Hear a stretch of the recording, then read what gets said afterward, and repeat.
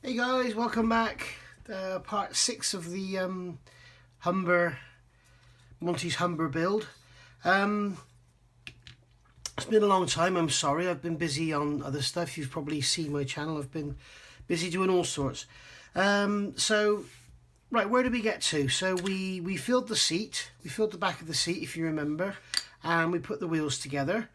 I've given these a quick sand down. For Sandowns, a racetrack, I've given these a quick rub down with some sanding sticks.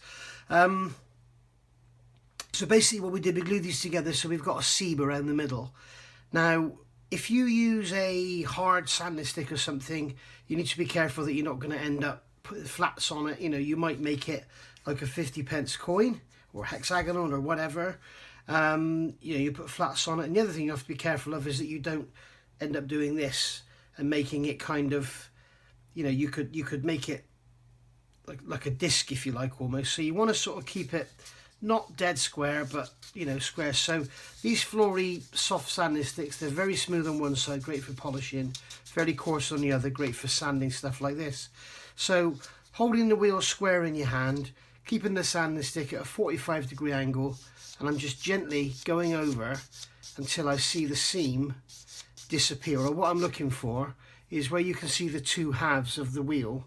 I want them both to be clean grey plastic and have no overspray or any paint or anything, glue or anything on them. So then I can watch that disappear. And as you can see, with me going at the 45-degree angle, I'm not doing this or putting flats on. I'm not doing this because that'll give you like a 50p. If you do this, you can also get like a 50p, and you also run the risk of doing this rocking and ending up with it not being flat. So stay at a 45-degree angle. I'm not applying any pressure. I'm letting the sanding stick do the work. You can see I can hold it right back here and still do the same. And then just rub away until the seam has almost disappeared. Okay. And got some more here which just need finishing off.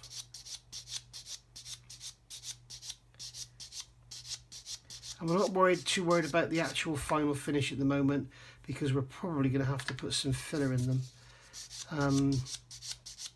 As I said before, this is a pretty old kit, and the moulds have seen better days, shall we say. It's been around for a long time. So there we go. That's those done. And already I can see that I've got a gap in them. So we're going to have to use some filler. Now, what filler shall I use? Well, if you've seen my video about sprue goo would be good for this. The only trouble is with using sprue goo, you've got this tread pattern. And if the sprue goo goes down in that tread pattern, you've got no chance of ever getting it out. So there's what I get using sprue goo. We've got the Tamiya filler like I used on here. We can use your Revell contact or whatever. But again, you've got the risk of it going in there. So what I could do is tape it all up and make sure the treads are covered and then put the filler on. But the easiest thing to do is use this product. I put the lid on properly.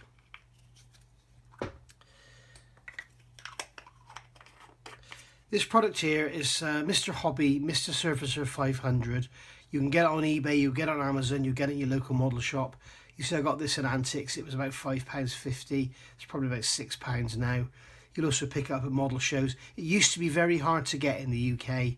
I don't know what it's like in the rest of the world, but I think it's pretty available everywhere. It comes in 3 grades, there's 500, 1000, 1200, I think there's also a 1500, so there's 4 grades. It's fantastic stuff. It can be thinned with Guns Mr. Leveling Thinners and used as a primer. I don't know what the difference is between the 500, 1000, 1200, 1500, whatever, other than the others are thinner. So I don't know. If you thin this 50%, does it make it 1000? I don't know. But the others, as the number goes higher, the product is thinner. So I always tend to buy the 500, and if I want it thinner, I thin it down. I don't know if the pigments, the particles in it, whatever, are finer in the others. I don't know. But I tend to just buy the 500. I've got 1000 and 1200, but for this exercise today I'm going to show you how I use the 500. And when you buy it, it comes with a plastic cap. Put that back in every time, and then it won't keep drying up on you. You'll find this stuff, especially even in the summer when it's warm, it will form a skin while you're using it, so it tends to dry very fast in the bottle. It's also quite smelly. So I've got an old brush here. I keep a brush, like you can see the ends of the bristles are gone on this one. Probably obviously used it for some weathering or something. So keep a brush dedicated to this and don't use anything else. And then what I'm going to do is take some out of the jar and just rub it onto the side of the glass, as you can see there. And then I've got that there, and that'll sit there and thicken a little bit. And then what I can do, because I've got such a small brush, I can apply it accurately onto the area where the joint is, where I need it. Okay, and if it does go in the treads, because it's fairly thick, it'll just sit on the top. And the beauty of this stuff is, if you don't want to use it with sandpaper, like if you're filling on an aircraft, like around a panel line, what you can do with this stuff is, rather than rub it down, if you get a cotton swab and some alcohol and rub it over after it's dry, the excess will be removed and the actual remainder will stay in the groove. And if you keep rubbing, you'll keep your panel line, and you'll get a really neat panel line that would be now impossible to scribe afterwards. And also, if you've got like a really nice joint, a well joined part, but you actually want to hide it, you can do the same. You can rub alcohol on, rub it with your leveling thinners or your Tamiya thinners or alcohol or whatever, anything that dissolves alcohol paint. Some people will tell you to use cellulose thinners or acetone. I tend to stay away from them for fear of damaging the plastic, especially with Airfix. Somebody asked me before, why didn't I use Sprugo on the seat of this model? Why did I use the Tamiya thinners? Sprugo is a wonderful thing, but it has one disadvantage, is that it shrinks. You use Sprugo on a big joint, and you give it a day or so to dry, and you rub it down and it all looks lovely. Go back to it after a week, you'll find it will have sunk and left a mark.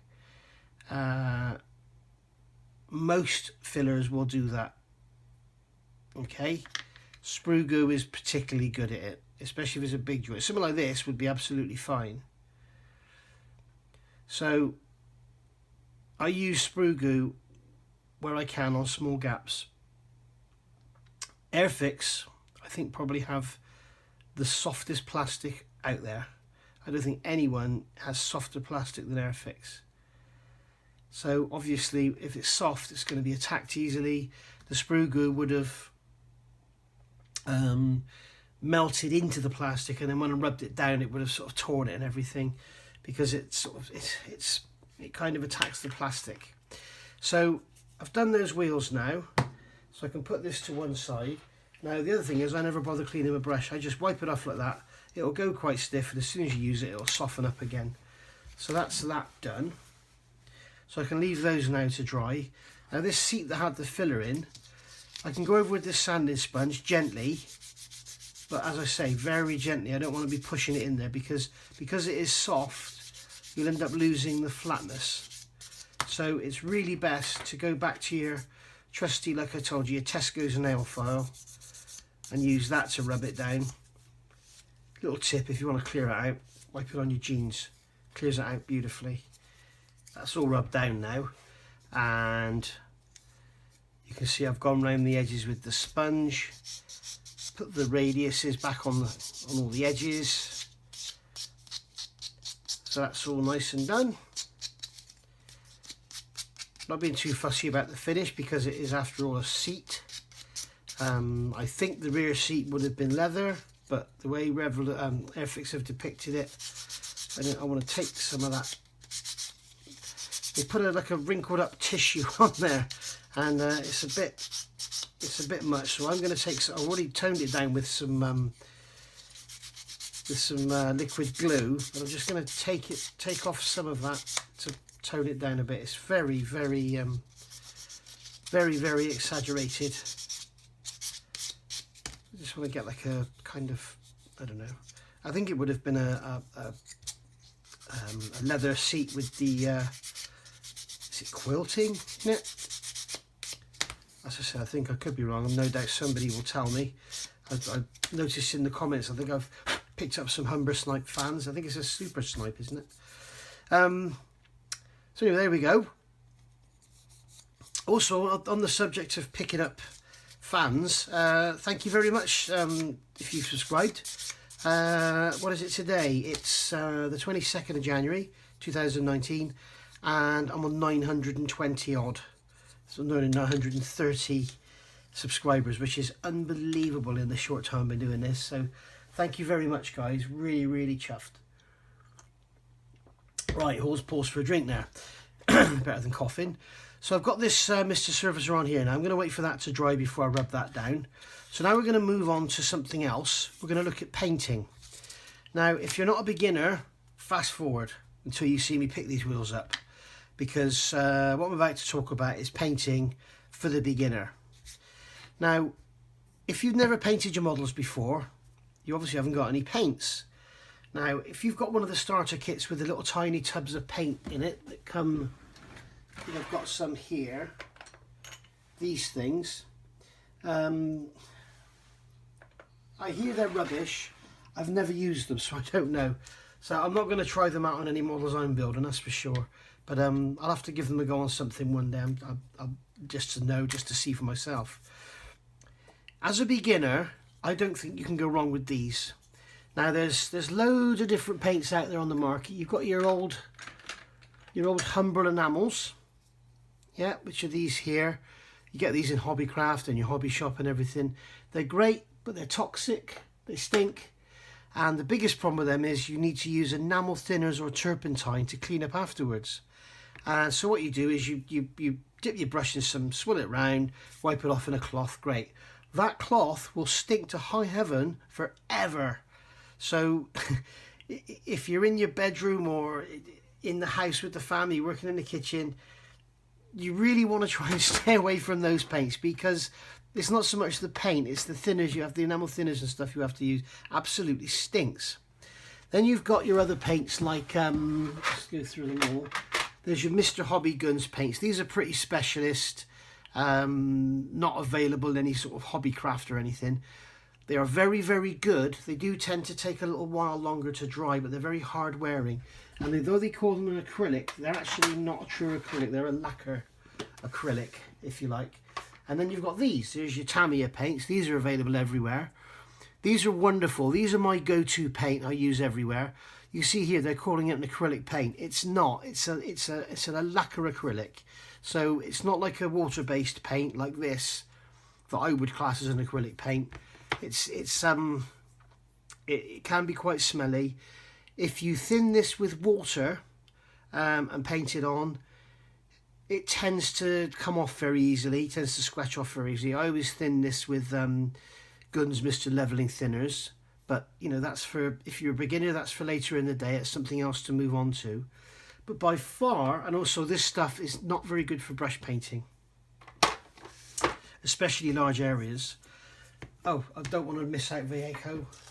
You've got Vallejo as well. Vallejo. This is Model Air. This is Model Colour. This one is formulated for using in an airbrush straight away, so it's thinner. This one is formulated for brush painting. This stuff is absolutely wonderful for fine detail painting, figure painting. If if I wanted to go in and paint, say, that oil filter in white, that would be wonderful to use. Great stuff to use because it doesn't dry on the brush and it flows. If you use something like Tamiya, it tends to dry on the brush really quickly, especially on a warm day or in the summer or whatever. And even if you thin it, it's, Another thing to look out for is if you've painted this previously with say, that I've used Tamiya on here. Or I haven't, I've used Mr. AK Real Colour. But Tamiya and AK Real Colour are very similar. As I said before, the Real Colours are lovely to use. if you now go in with another paint with a brush mixed with like an acrylic thinners, if you are concentrating in one area, you'll start to lift the paint that's underneath. So it's always best, if you're doing detail painting, to use water-based colours if you can.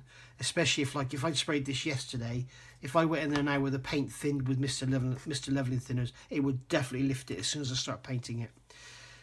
This is my recommended paint. As I say, I'm no expert, but I've been doing it for a long time. This is my recommended paint for beginners. Revell Aquacolor. The two big advantages with this is, one is it's so thick, like that's 18 millilitres in there. And this one, I believe, is 10 millilitres. Yeah, this was 10 millilitres. So it's nearly twice as much paint in that one as you're getting in that one. It feels lighter because it's not a glass bottle. It's also extremely thick. So if you were using this for airbrushing, say, you would probably get 4 to 6 times more paint than you would with the Tamiya. I believe it costs about the same. They've got a very innovative little design for their pot. When you buy it, this is sealed up. You twist the top and it lifts it off. Okay, and then the idea is that you clip this on there, like so. And then you've got like a little palette to use. But I tend to not use that because if you're going to use the paint as is without thinning it, that's absolutely fine. But I tend to always thin it with a bit of water. So it normally needs a good stir. So let's just give it a quick stir just to show you how thick it is. And you can see there it is extremely thick. So, you know, if you were using Tamiya paint in an airbrush, you would thin it, say, 50-50 for general everyday use. With this stuff, you're going to be thinning it, I don't know, 80-20. So you're going to get a lot more out of it. And also, you've got the added benefit, just going to wipe my brush off. You've got the added benefit that it can be thinned with water and it will be a fairly hard wearing paint. So I've got these little plastic things here you can buy. You can see this is years old, this one, and it's had all sorts in it. So I'm just going to get some water, put it in there. In fact, I'll get a drop more. And the other thing is, it's not the best practice, but once you've used it, you can always put it back in the pot if you've made too much. So I've got a Pro Art Series 2.0 here.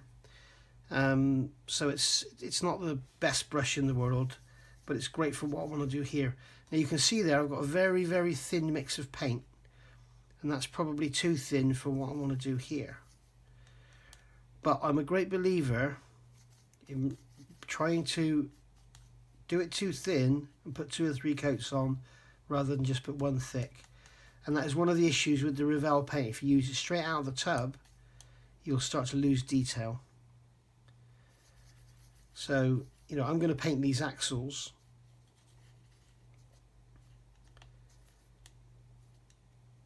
And as I say, I'm not going to make too much fuss about the underside of this because it's not going to be seen. But I never leave my models unpainted or anything. I always try and do something underneath.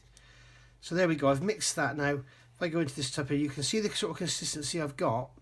It's thick enough to cover, but it's thin enough to run around. All right. If you want to go a little bit thicker, you can, but I would advise against it. And now what I can do now is just pick this up and start to paint. And I'm brushing this on.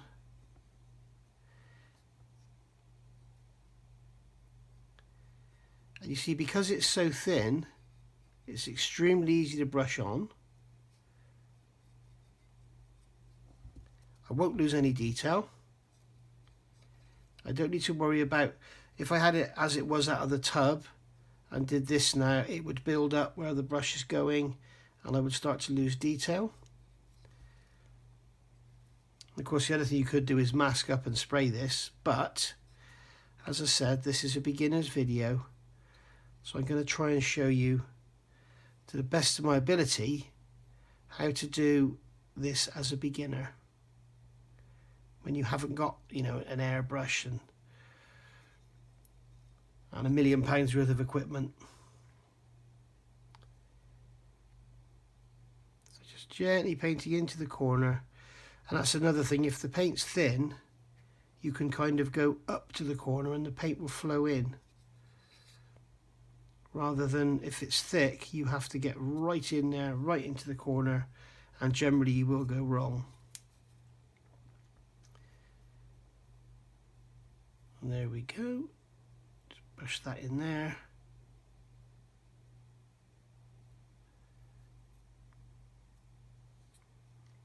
And you can see that even though this paint is extremely thin, you can see that it's still covering, and that is the beauty of Revell paint. It brushes beautifully. It's not lifting the paint that's underneath. It's covering. Kind of. It's going to need another coat. Whoops. Here's another beauty of this. I can take another brush. See, I've touched on here with the paint. I'm going to take another brush, dip it in some water, rub it on there, gone. Okay, so that's another beauty. I was a bit slow though, you need to be very quick. You can see there that black paint that rubbed on there has now gone. And then if you want to get a cotton bud, just to dry it off and give it a bit of a wipe. There you go. So all round, really, really good stuff. And if you were building an aircraft and you wanted to detail the cockpit, perfect. This paint would be perfect for it. What I intend to do, I mean, leave me a note in the comments. Well, I've been toying with the idea. Everybody tells you how to build a model. And there's loads of videos on YouTube, how to build models for beginners, how to do this, how to do something else. I'm toying with the idea of doing a video with a cheap kit, how to not do it. And basically build a model from start to finish and do everything wrong. So then, if you're new to the hobby and you keep getting the same mistakes happening, you keep getting the same results and you don't know what's going on, then maybe watching a video that says this is how not to do it, you'll think, oh, that's what I do and that's where I'm going wrong then. I should be doing it this way. As I say, with most things, there is no real proper right and wrong way. There's more than one way to skin a cat, so they say. And with most things, if someone tells you you're doing it wrong, then, you know, like snapping the parts off the sprues with your fingers and not cutting them off, that's just wrong. Yeah. But if you're cutting the parts off the sprue with a knife rather than using side cutters, is that wrong? Probably not. Another thing I'd like to know, guys, to all you techie guys out there, I want to buy a microphone because I use an iPhone. I use an iPhone 6S Plus for doing all my filming, and I get some comments about volume, and I don't understand it. And then I watch a video right through, and I've noticed that certain segments of the video, my voice kind of tends to disappear. So I've looked on Amazon, and it looks like I could spend like £1.50 on a microphone, or I could spend £150 on a microphone. Can you please tell me in the comments, recommend one that will work well with an iPhone? I'm not so sure about having it clipped onto my shirt, because a lot of them are designed to be clipped onto your collar, and I tend to be in a t-shirt when I'm doing modelling. I don't tend to wear a shirt with a collar. I'm just going to get in there now nice and gently and paint this prop shaft. You can see I'm piling this paint on, but because it's so thin, it it doesn't really matter that much.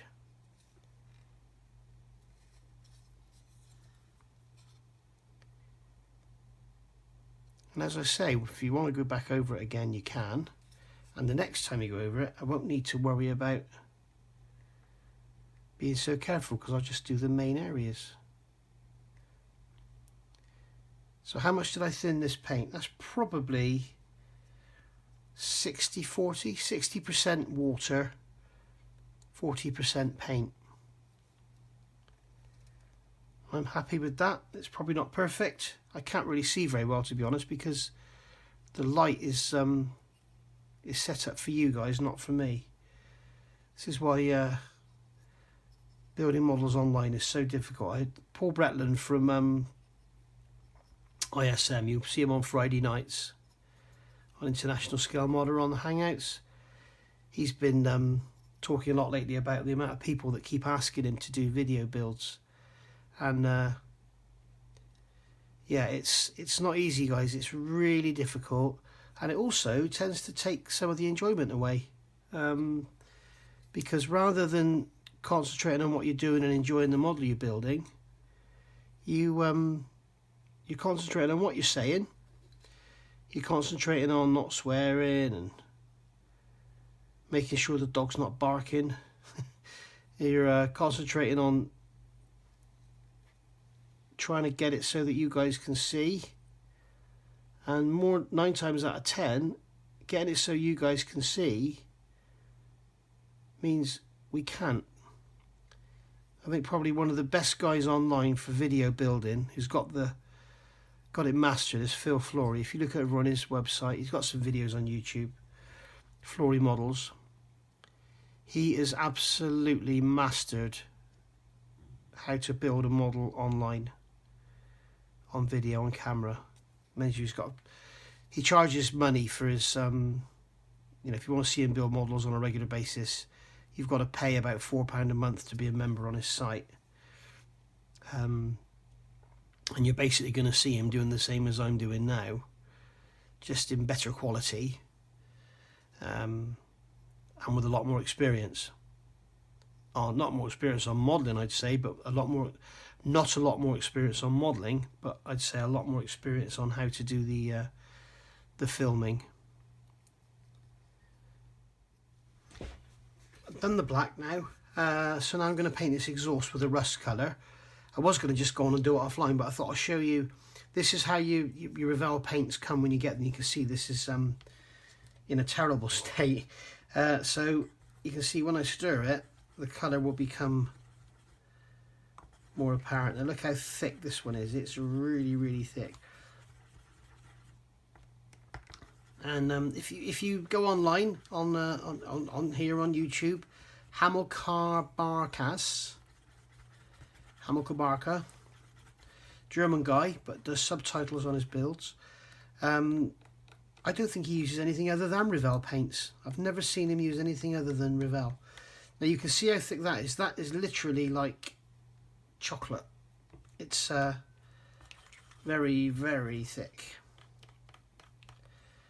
which is an advantage in some ways, in that it's going to go really, really far. It's a disadvantage in other ways, that you have to keep mixing it all the time, because if I just use this now out of the pot, it would be awful. In fact, if I've got a bit of sprue, I'll show you what it's like out of the pot.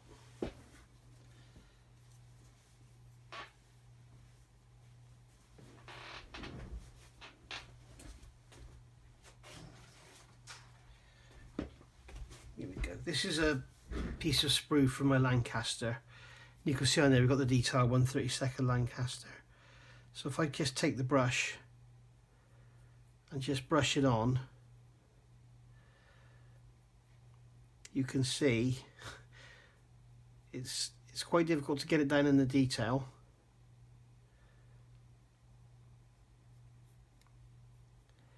And no matter how many times I brush it out or how far I stretch the paint, I still lose my detail. So yeah, yeah, it's better to thin it. So this time, do this slightly differently. I only want a tiny bit, so I'm going to put a little bit of paint in the bottom of there. That's all I need, is that tiny spot in there. And I'm just going to dip the brush in some water.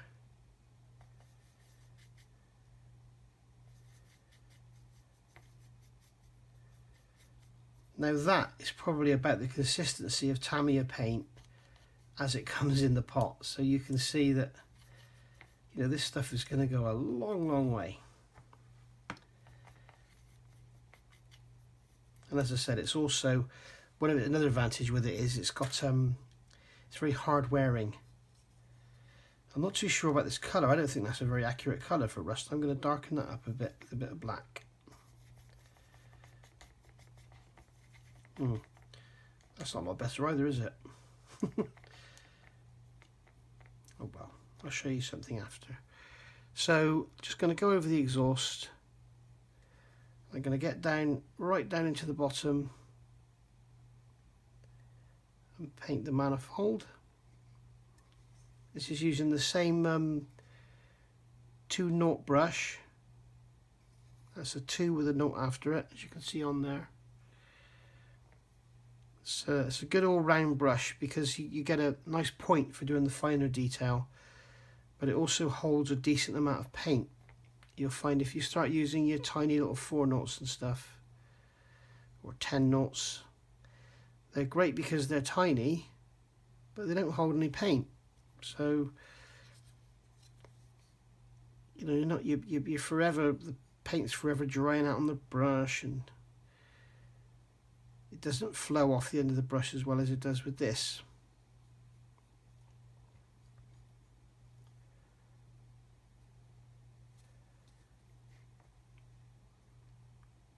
And as I said to you earlier, as a beginner, you may struggle to be neat and tidy, but you know, hey, we all start somewhere. And if you do struggle and you get some paint on somewhere you don't want it to be, like I showed you earlier, just get a brush with some water on. As long as you're quick, very quick, you can just wipe it off. And if you're using enamel paints on acrylic, don't do it on top of enamel paints. But if you, like if I was using enamel paints here now, I could paint this with enamel. If I'd painted it with acrylic paint to start with, like I have, if I was using enamel paints now, and I got some on the chassis where I didn't want it, I could go over it now with, rub it with some enamel thinners or a bit of odourless thinners or whatever. Steer away from white spirit, it destroys your plastic. There we go, that's that done. And use that to wipe away the enamel paint, so that's always a good thing. And you can see here, look at all the paint I haven't used, loads of it. So you've got two choices really. You can pour it back in, which is what a lot of people advise you don't do, but I do. Why waste it? And then this can go back in there. Whoops. There we go, some double drippage. A lot of people say you shouldn't do that. I see no reason not to. The only time I wouldn't do it is if the paint was already pre-thinned. If I then added, where's my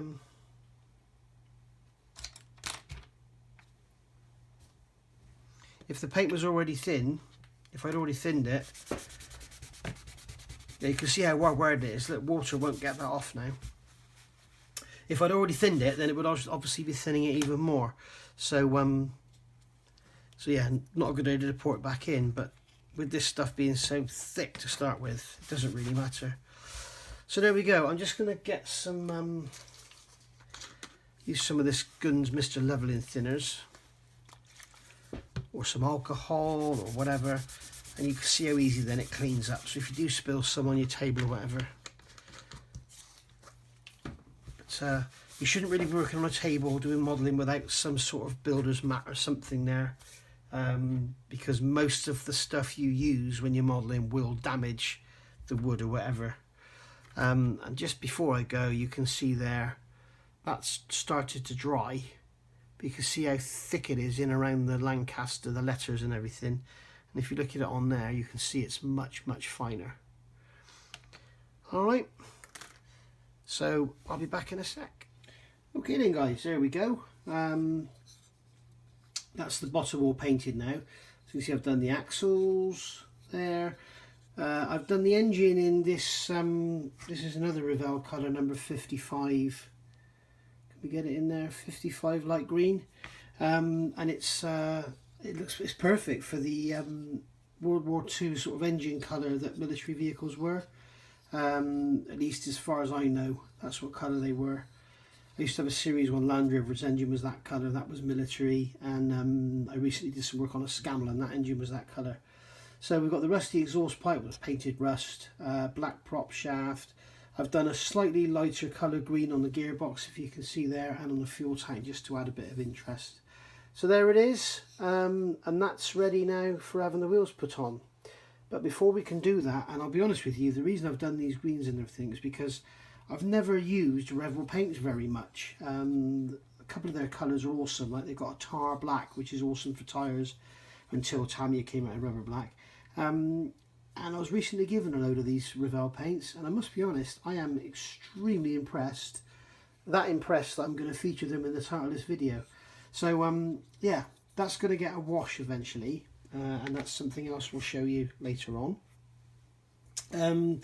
These tyres, now what we're going to do about these tyres, we need to rub them down. So the Mr. Surfacer will have gone hard now. So we've got that now. We can just, with the same sanding stick, because this is a tyre, we don't need to worry too much about the you know, the finish being superb or anything. So we don't need to worry about using fine sanding sticks or anything. Obviously you don't want to use anything too coarse because it'll just rip the plastic up and make it furry. So there we go, that's that done.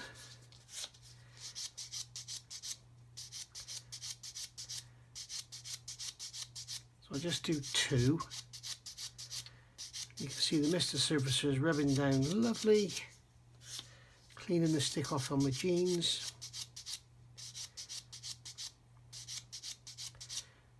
And this has only been on here, what, 15-20 minutes? I mean, to be honest, other than painting those little bits on the floor pan, this is sort of pretty much live time wise. And there we go. So the other thing you can do now is take a brush like a small DIY brush, just go over and make sure there's no bits and pieces in the treads, because what you'll find is when you paint it, it will actually that's not stiff enough, or something stiffer. You'll find that when you paint it, you will actually lose that detail. But as I say, on this model, luckily, I mean the tyres aren't really that nice, but on this model, luckily, because the wheels are so covered up, you know, you don't really see much of the tread anyway. So that's good news. Even on the front, you know, where I've got it steered out, you can't really see that much on there at all. So in fact, I'll put that way up, stop the dust getting on it. So I've done two of them there. I'm just going to brush the dust off of there. And then as a final little touch, just to make sure I haven't got any nasty edges or anything, what I can do then is take, I've got these sponges. These are available from models for sale. You can get all sorts of these sponges from different people. They're really good because they're really soft, and you can kind of push the tyre into these and just, again, with the 45-degree motion, just sand like this. And what it's going to do is take the sharp edge off, because with sanding like this I will have produced a sharp corner on the edge. So just, again, staying flat with the tyre, I'm not trying to put an edge on it. All I'm doing is just rubbing like that, and there we go. Now what I've taken that sharp edge off of there, I don't know if you can see that, but that's what you're aiming for. No gap in the middle, no sharp edges, and if I give it a quick brush off,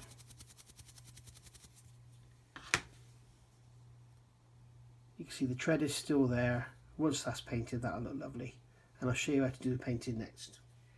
Now we're going to move on to masking these wheels. And if you remember, I said when we built the wheels, we painted the wheels separately from the tyres. This kit enables us to do that. And I painted the outside of the tyres but didn't worry about the tread, and there was a reason for that. So what I'm doing now is I've got some old blue tack.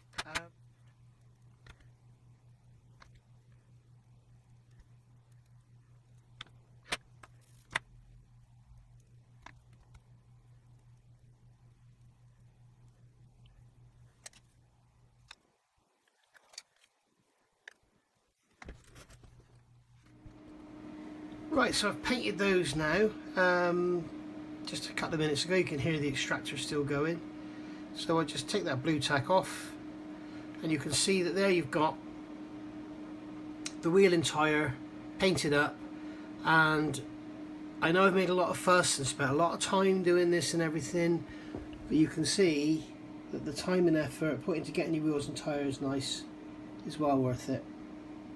Alright, so they aren't the best. You know, some of the modern Bronco tyres and stuff are absolutely gorgeous, but you know, you've got to work with what you've got, and these are superb. Now they look great. So yeah, take your time, make sure there's no dust in them, and yeah, there you go. So we'll call that a wrap for this one. Showing you how to paint, impressed myself even more than I already was with Revell paints. And in the next chapter we'll get on with getting the interior put together and start painting it. So I'll see you soon. Bye bye guys.